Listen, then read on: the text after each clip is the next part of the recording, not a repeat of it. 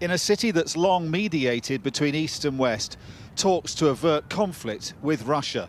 The Ukraine crisis dominating a meeting of 57 nations in Vienna, where there was this stark warning the continent's not been this close to conflict since the Cold War.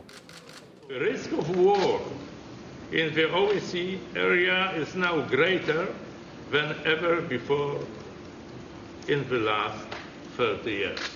Your Excellency, can we ask how long will you give? There's been little progress in talks. Russia's demands rejected by the West as unacceptable.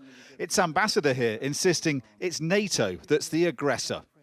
And the question is what, for example, United States, United Kingdom and other members of alliance are doing on the territory of Ukraine by military exercises, flying very provocative flights over the zone of responsibility of the Russian Federation. So we shouldn't be worried by the presence of 100,000 Russian troops on the border with Ukraine? No. And yet the head of the OSCE today saying that we're the closest we've been to war for 30 years in Europe. Well, this is the question to the chairperson in office. And the NATO Secretary General saying yesterday that there's a real risk of armed conflict in Europe. That's NATO threatening with this. We are not threatening.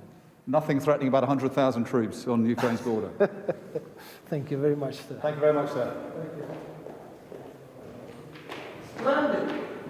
Russia had said it would give to the end of these meetings to give diplomacy a chance. But before this one was even over, one Russian official after another has been describing the talks as unsuccessful and threatening alternative measures. Moscow is clearly upping the ante, with the week ending pretty much as it began, in deadlock. America is warning conflict is looming, the drumbeat to war increasingly loud.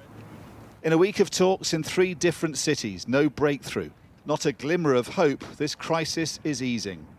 Dominic, Waghorn, Sky News, Vienna.